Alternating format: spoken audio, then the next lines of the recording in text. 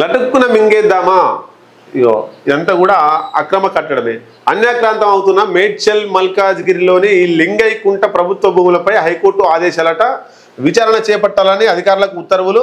FTL buffer జోన్లో పుట్టగొడుగుల్లో వెలిసిన అక్రమ లేఅవుట్లు నిర్మాణాలు, అసలు అక్రమ లేఅవుట్లకు అనుమతులు ఎలా లభించాయి అని ప్రశ్నించిన ధర్మాసనం, కోట్ల ముడుపులు చేతులు మారినట్టుగా భావిస్తున్న ప్రజలు, 4 శాఖల అధికారులు ఏం చేస్తున్నారని నోటీసులు జారీ. ఇప్పటికైనా దీని మీద విచారణ జరిపి దాన్ని కూలగొట్టేస్తేనే బాగుంటుంది.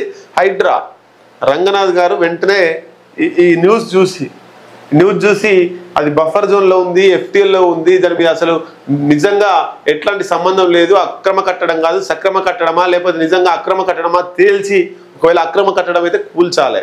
పేదలది ఎట్లయితే వాళ్ళ గిన్నెలు గిలాసులు బయట వేసి ఎట్లయితే కూలగొడుతున్నారో దీన్ని కూడా అట్లా కూలగొట్టాలి. అంటే డబ్బున్నోళ్లకు ఒక రకంగా పనిచేస్తున్నది హైడ్రా, డబ్బు లేని వాళ్ళకు ఒక రకంగా పనిచేస్తున్నది హైడ్రా. మల్లారెడ్డి కాలేజీల మీద ఇంతవరకు హైడ్రా పోతలేదు. పల్లరాజేశ్వరరెడ్డి కాలేజీల వైపు అక్రమ కట్టడాల వైపు ఇప్పటివరకు హైడ్రా పోతలేదు. ఇగో ఇట్లాంటి బిల్డింగ్ల వైపు హైడ్రా పోతలేదు. కేవలం పేదలు ఎవరైతే ఉన్నారో, ప్రశ్నించలేని వాళ్ళు, అడగలేని వాళ్ళు, దిక్కు ధీమా లేని వాళ్ళు ఎవరైతే పేదలు ఉన్నారో అలా కూలగొడుతున్నారు.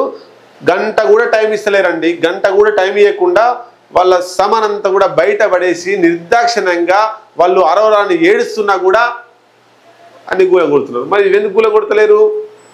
హైడ్రా కమిషనర్ రంగనాథ్ ఏమన్నా డబ్బులు తీసుకుంటున్నాడా ఇట్లాంటి వాళ్ళ దగ్గర అనే అనుమానం ప్రజల్లో వస్తుంది.